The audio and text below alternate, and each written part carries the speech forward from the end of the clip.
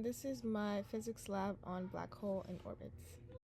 This lab is split into two different parts. The first part involves analyzing the motion of a star and finding the mass, and then we use that mass in the second part to find the initial velocity of the spaceship and how close can we get to the black hole while making sure it doesn't crash and collide with the black hole, with the moon. To get the components of the lab, we use Newton's second law, velocity update, position update, and universal gravitation formula to find different components where we plug in and get our initial velocity and our unknown mass. Here we have our initial conditions in order to find the mass of the black hole. We know the system is the star and the surrounding is the black hole. We have gravity, the mass of the initial start of the star, and then delta T. We plug in a seed, which is our email, to give us a different combination. Each student has their own. One of the most important components of the lab is finding out the computational models, calculations. So first we have V initial and V final. And then we have P initial, P final, where we find by plugging in the star's mass and the initial velocity and final velocity. Then we have delta V, which is the change in velocity and the change in momentum.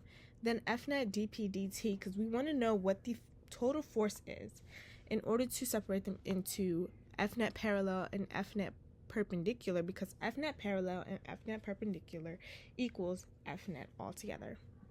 Then we have our arrow scaling to make sure that our arrows show up on our lab.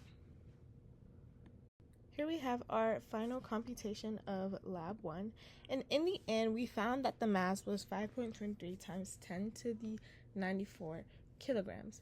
Very large, very big, but that is what it took to get this. For part 2 of the lab, we have a different initial condition. We have the spaceship as the system and the planet and moon. Remembering that we don't want the spaceship to collide with the moon. Right here we have our initial conditions and the moon's speed and velocity, and what we're trying to find is the ship's speed and the ship's x and y velocity so that we can find out the vector. We don't want the spaceship and the ship to collide, so we have to make sure to calculate precisely to make sure they don't collide. Over here we have the force that the planet has on the moon and then the force that the ship has on the moon, and add those together to see the total force on the moon. Same with the ship. We have the force of the planet on the ship and the moon on the ship. Add those together and that would give us the F net on the ship. Moon velocity has to deal with the F net on the moon, so we do F net moon divided by the moon, delta T.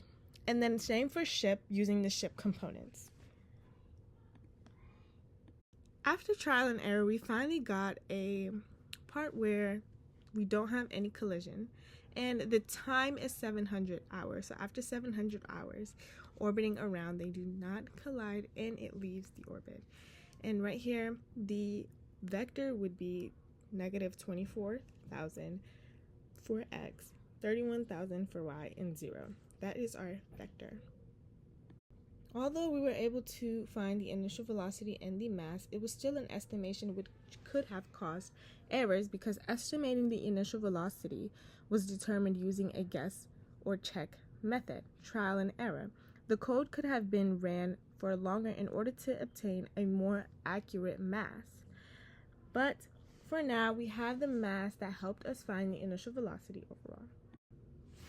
The calculation process in finding the net force and momentum are very different from each other based off of the momentum principle and Newton's second law. The parallel and perpendicular components are found differently. Parallel is for direction of motion and perpendicular is for rate of change. You have to calculate the forces that are acting on the system, whether it's gravity or tension, friction. These are all types of forces that could be acting on any system. But for this one, the main one is the universal gravitation force, in the force from the moon, force from the black hole, force from the ship, etc. To predict the motion of the entire system, we would need to include gravitational force of each object in the system and find those forces that are acting on it individually.